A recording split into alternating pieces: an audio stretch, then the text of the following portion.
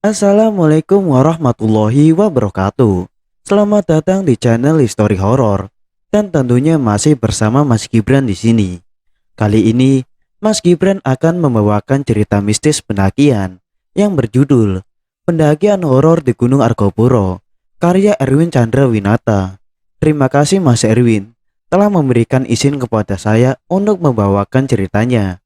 Buat kalian yang belum subscribe channel ini, tekan tombol subscribe terlebih dahulu dan tekan loncengnya agar tidak ketinggalan dengan cerita ini. Oke, tidak usah berlama lagi, langsung saja ke ceritanya.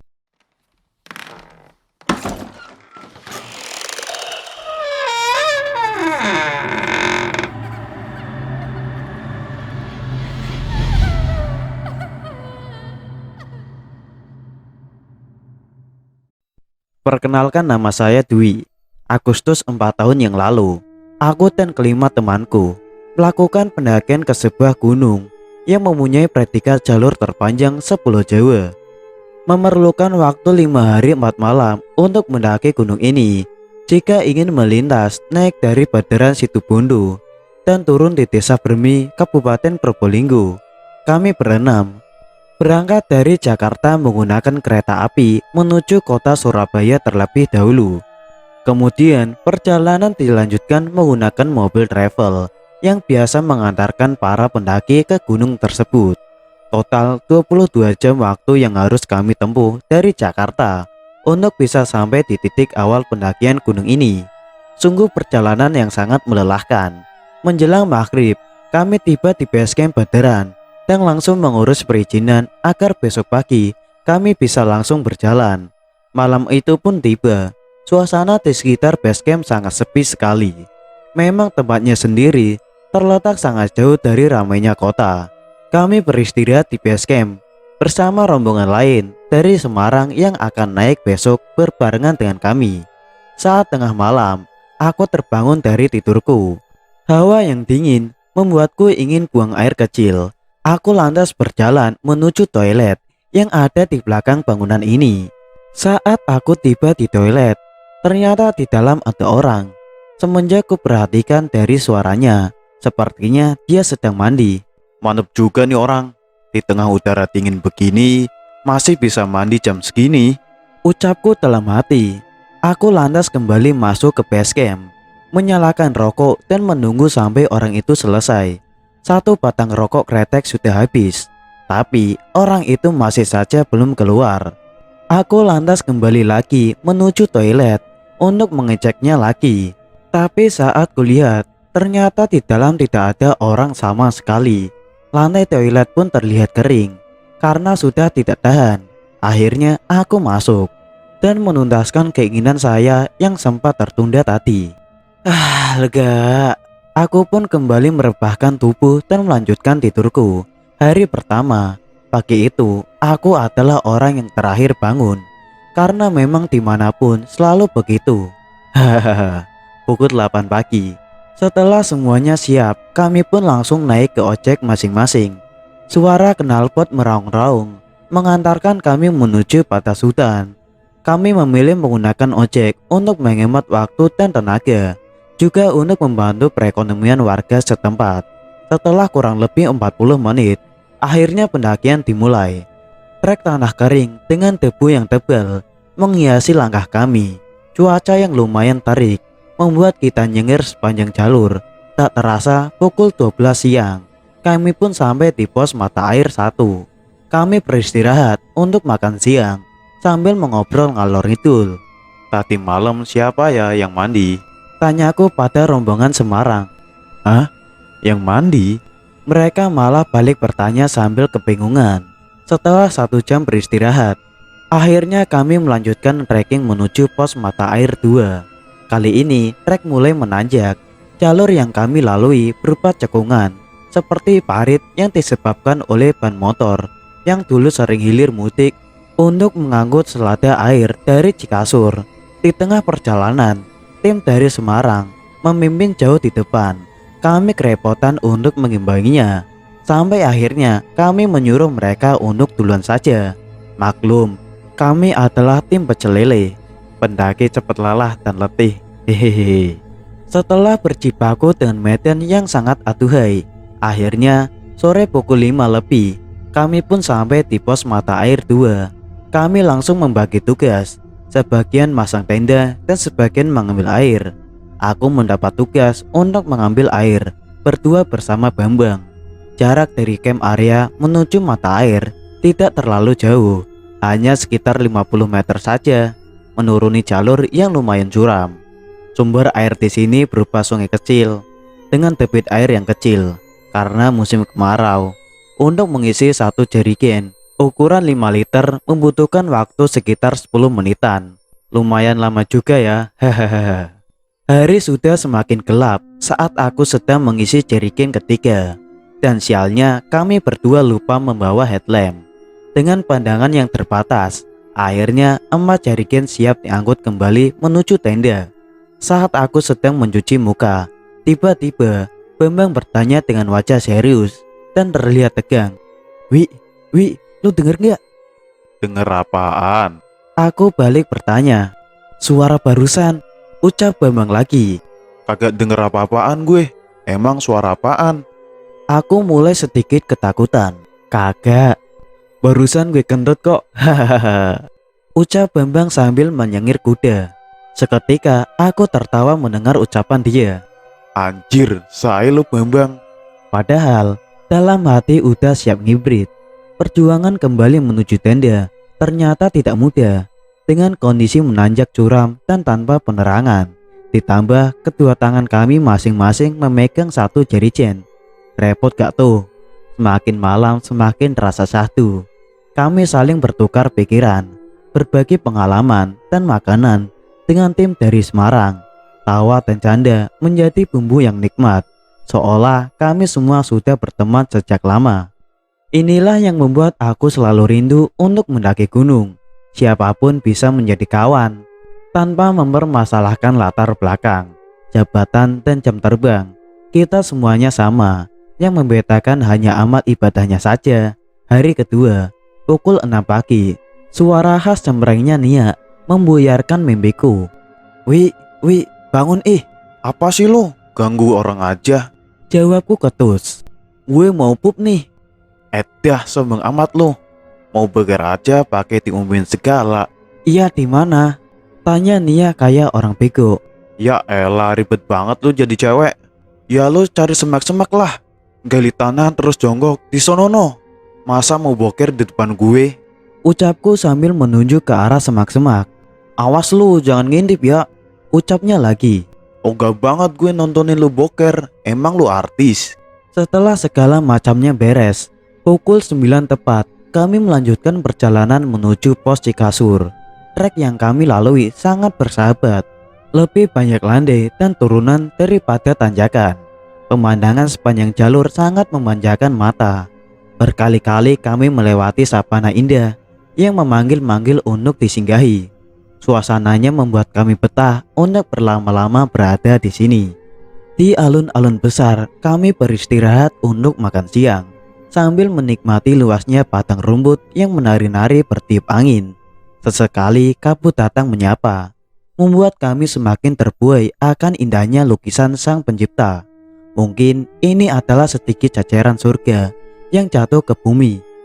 Setelah berjalan kurang lebih 5 jam, akhirnya dari jauh aku melihat sebuah area lapang dengan ciri khas pohon yang ada di tengahnya. Ya, itu adalah Cikasur. Seketika seperti ada dorongan semangat baru yang membuat kami lebih bersemangat untuk segera tiba di sana.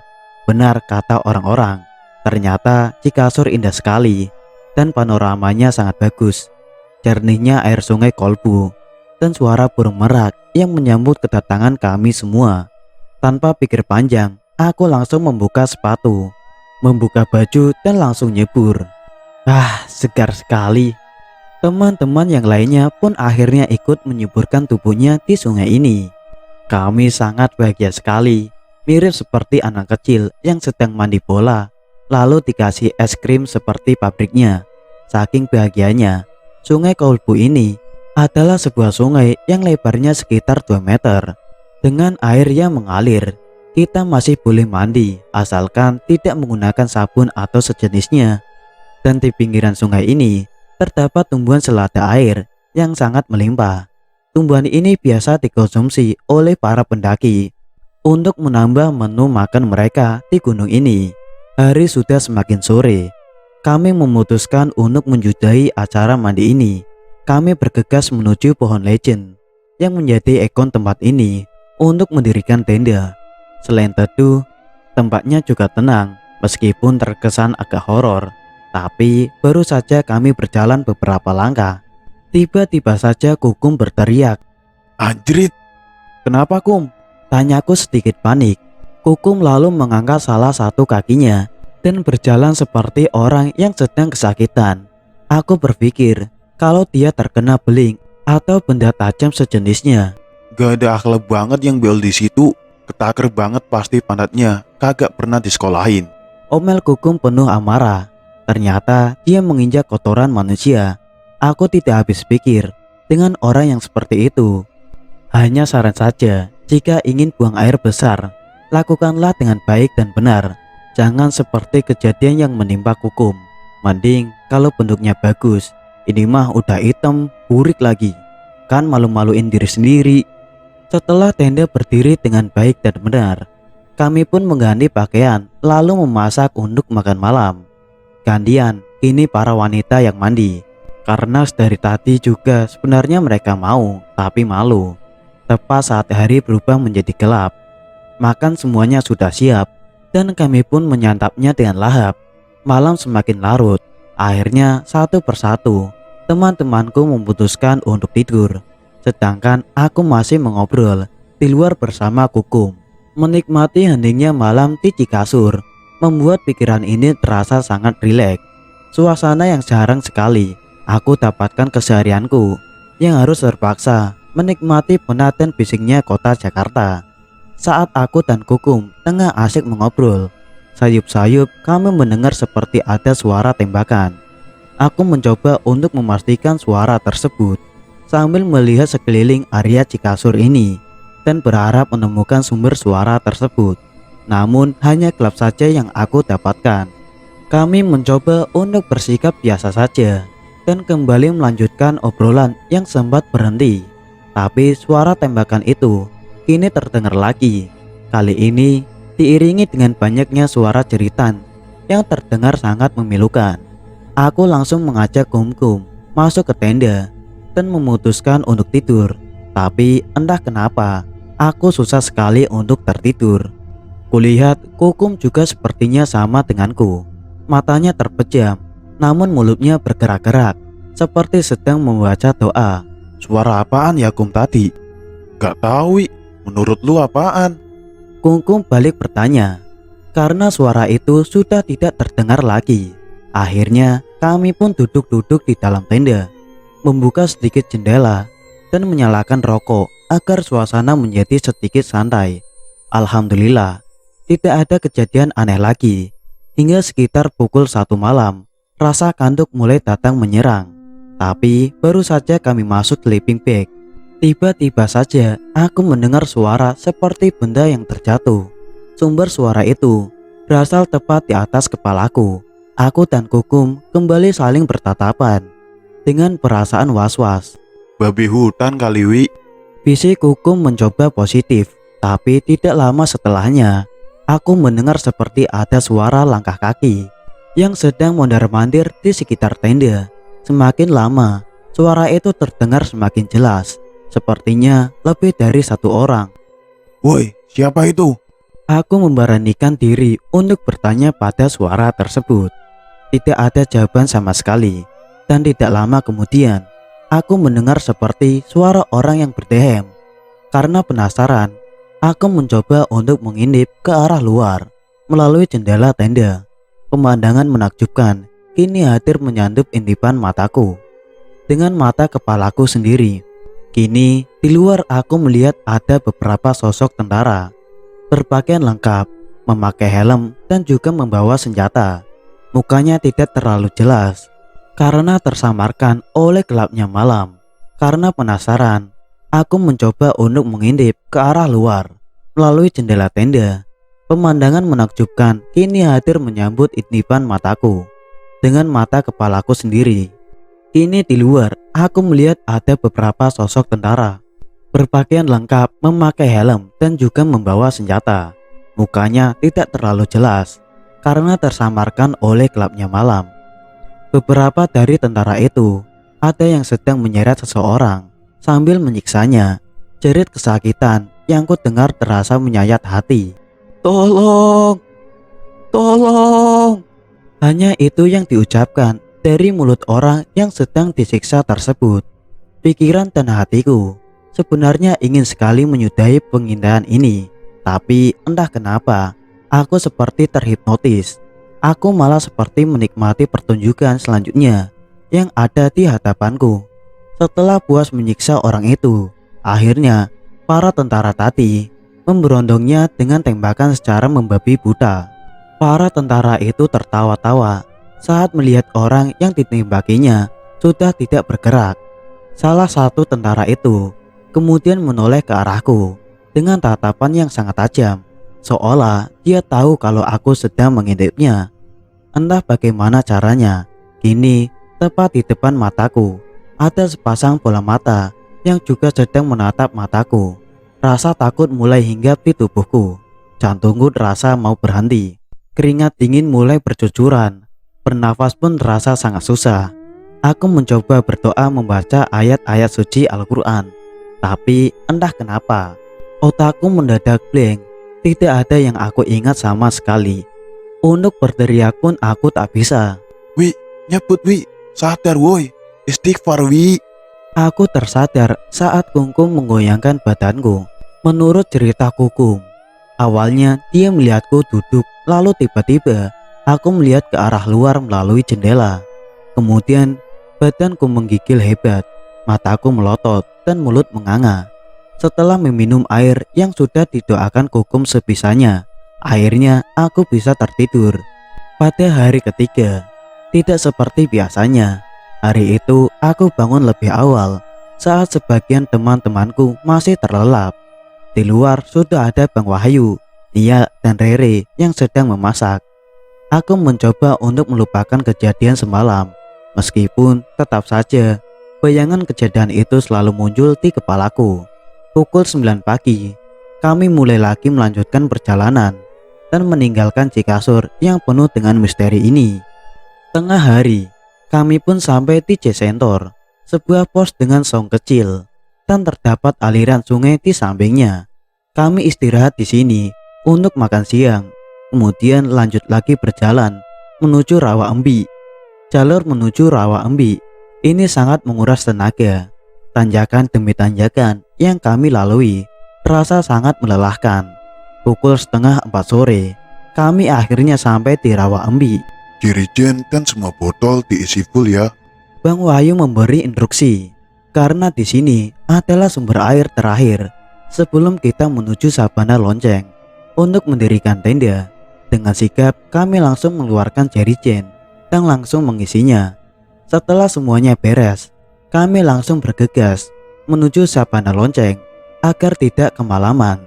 Jarak dari Rawa Embi menuju Sabana Lonceng sebenarnya tidak terlalu jauh, namun dengan trek yang sangat menanjak, ditambah dengan beban di keril kami yang semakin berat karena sudah diisi dengan air, membuat perjalanan menjadi lama. Hari sudah semakin gelap saat kami berada di tanjakan terakhir sebelum Sabana Lonceng. Dengan sisa-sisa tenaga, aku paksakan kaki ini agar segera sampai di sana. Kabut yang sangat tebal dan suara gemuruh angin di lembah sana menyambutku saat tiba di Sabana Lonceng. Malam ini angin bertiup sangat kencang sekali. Suaranya membuat aku sedikit merinding. Sekitar pukul 9 malam, perutku tidak bisa diajak kompromi. Semakin kutahan rasa mulus ini semakin menjadi-jadi. Ada yang mau buang air kecil atau besar nggak? Tanyaku pada teman-teman. Ayo, kalau ada gue antar. Lanjutku. Teman-temanku hanya diam saja. Ternyata tidak ada seperasaan denganku. Ya udah, kalau gak ada yang mau, antar gue berarti. Hahaha. Ucapku sambil memelas. Bilang dong dari tadi, ayo gue antar. Bang Wahyu menawarkan diri. Hawa dingin terasa menusuk tulang. Apalagi saat aku membuka celana, semakin sangat terasa. Ditambah kencangnya air yang membuat pohon-pohon bergerak, seperti melambai-lambai memanggilku. Bang Wahyu duduk menungguku di sebuah batu dengan jarak sekitar 8-10 meteran. Buset, bau banget lu. Ucap Bang Wahyu sambil menutup hidungnya. Angin yang berhembus kencang mengantarkan aroma ini menyapa hidung Bang Wahyu. Maklum lah bang, udah 3 hari gak dikeluarin. Jawabku polos. Setelah hajatku beres, aku langsung cebok dan tak lupa mengubur emas itu agar tidak terinjak oleh kukum, seperti saat di Cikasur kemarin. Tapi saat aku akan berjalan meninggalkan tempat ini, Anjir, Bang Wahyu kemana? ucapku terheran-heran saat melihat batu yang tadi dituduki oleh Bang Wahyu kini kosong, tidak ada siapa-siapa. Tanpa pikir panjang, aku langsung berlari kembali ke tenda. Tapi ternyata di dalam tenda hanya ada Bambang dan Kukum saja. Bang Wahyu kemana Bor? Tanyaku pada mereka. Sialan lu malah ninggalin. Kepala Bang Wahyu muncul di balik pintu tenda. Lah gue kira lo yang ninggalin gua bang. Jawabku. Ternyata kami salah paham. Barusan Bang Wahyu pergi kencing sebentar. Alhamdulillah, hati ini lega mendengar penjelasan Bang Wahyu. Pada hari keempat, pukul 5:30 pagi, kami mulai beranjak menuju puncak Rengganis. Jaraknya tidak terlalu jauh, hanya sekitar 15 menit saja. Kami sudah sampai di puncak ini. Konon, dulunya tempat ini adalah sebuah istana tempat Dewi Rengganis tinggal. Kini yang tersisa dari istana itu hanya puing-puingnya saja. Setelah dirasa cukup berada di bekas istana ini, kami pun turun kembali menuju tenda. Kemudian segera memasak dan langsung packing. Pukul 8 lebih kami mulai berjalan meninggalkan sabana lonceng ini. Tidak lupa kami mampir melewati puncak Arkopuro dan puncak Hyang atau puncak Arca. Di puncak Hyang ini terdapat sebuah patung atau arca yang sudah tidak utuh lagi. Kepalanya entah berada di mana. Di depan arca tersebut banyak sesajen yang sepertinya sudah lama berada di situ. Kami pun lanjut menuruni tepian jurang untuk menuju danau Taman Hidup. Jika jalur Beteran cenderung landai dan banyak pemandangan, jalur Bermi ini adalah kebalikannya. Jalurnya lumayan curam dan tidak banyak pemandangan yang bisa dilihat. Aura mistis terasa sangat kental saat kami memasuki hutan lumut, hutan yang rimbun dan sedikit gelap. Hampir di setiap batang pohon di area ini dipenuhi dengan lumut. Beberapa kali aku mendengar seperti banyak suara-suara gaduh. Awalnya aku berpikir mungkin itu suara dari orang-orang yang berada di camp area Danau Taman Hidup. Tapi ternyata lokasi camp area masih sangat jauh. Butuh waktu sekitar 1 jam untuk kami tiba di sana.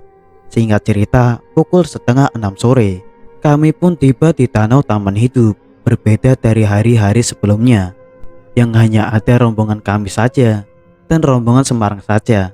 Kali ini kondisinya lumayan ramai. Ada 5 tenda yang sudah berdiri dari pendakian lain yang naik lewat jalur Bermi. Setelah makan malam, kami pun berbincang-bincang dengan para pendaki lain yang ada di danau ini. Ditemani isapan rokok dan kopi hitam, membuat suasana bertambah akrab. Sampai tak terasa akhirnya waktu sudah menunjukkan pukul 11:30 malam. Kami pun memutuskan untuk menjudai perbincangan malam ini dan kembali ke tenda masing-masing untuk beristirahat. Sebelum menuju tenda, aku menyempatkan dulu untuk buang air kecil. Dan saat aku sedang berjalan menuju semak-semak, aku melihat ada 2 anak kecil yang sedang bermain sambil tertawa-tawa. Kedua anak kecil tersebut tidak memakai alas kaki dan jaket, hanya memakai celana pendek dan kaos saja. Perasaanku mulai tidak enak karena sejak sampai di danau ini, aku tidak melihat ada rombongan lain yang membawa anak-anak. Sambil masih tertawa, kedua anak kecil itu kini menatap ke arahku. Dan saat ku perhatikan, perlahan-lahan tubuh kedua anak itu berubah semakin tinggi. Tubuh kedua anak itu kini hampir sepantar denganku. Suara tawa khas anak kecil yang tadi ku dengar kini berubah menjadi suara tertawa orang dewasa. Aku langsung berlari masuk ke dalam tenda, tapi suara tertawa itu masih terus terdengar, seakan mengikutiku. Saat ku tutup telinga, suara itu masih terdengar jelas. Bahkan kali ini diiringi dengan suara-suara menyeramkan lainnya. Aku langsung membangunkan temanku. Bang, Kum, woi bangun. Ucapku sambil menggoyangkan badan mereka dengan sangat kencang. Kenapa Lui? Tanya mereka kaget melihat ekspresi mukaku yang terlihat ketakutan. Dan anehnya, saat teman-temanku terbangun, tiba-tiba saja suara itu menghilang.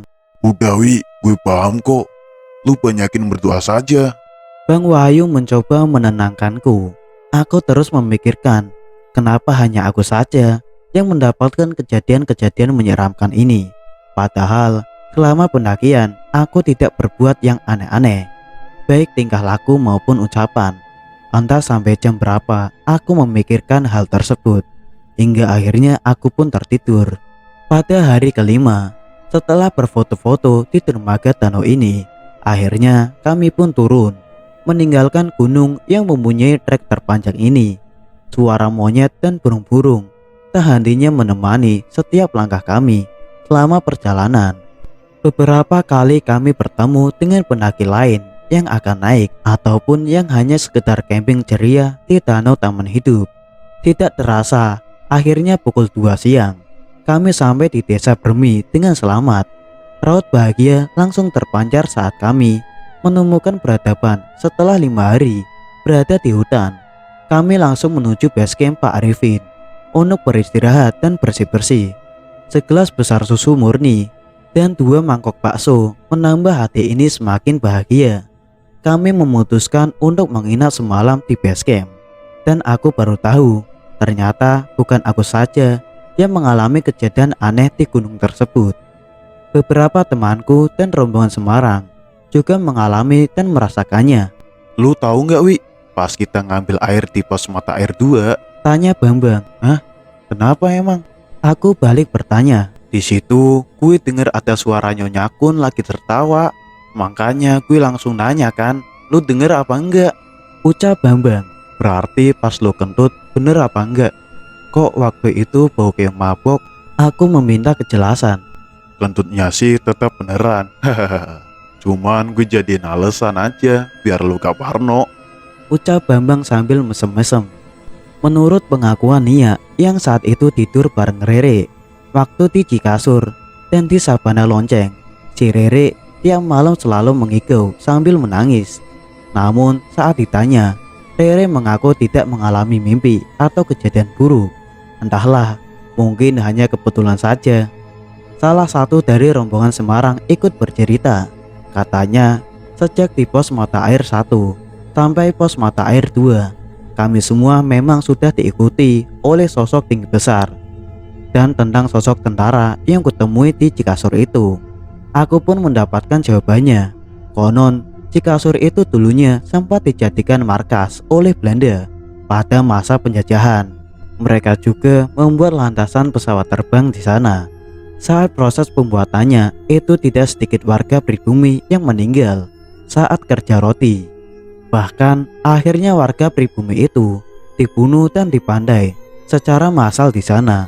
Entah cerita itu benar atau tidak, namun bekas landasan pesawat terbang beserta puing-puing bangunannya masih bisa kita lihat sampai sekarang. Dan di salah satu sudut area Cikasur itu terdapat sebuah genset yang bertuliskan 1912. Mungkin kejadian kelam itulah yang aku lihat kemarin di Cikasur. Pada dasarnya semua tempat pasti berpenghuni. Ada yang terlihat dan ada yang tidak terlihat. Yang terpenting sebagai tamu, kita harus sopan dan santun. Percayalah, meskipun kita mengalami kejadian aneh, tidak semuanya murni atas kesalahan kita. Mungkin saja kita memang sedang beruntung, karena kadangkala mereka pun ingin merasa dianggap. Mungkin dengan cara itulah mereka berkenalan atau bercengkrama dengan kita. Meskipun bagi manusia hal itu terasa sangat menyeramkan.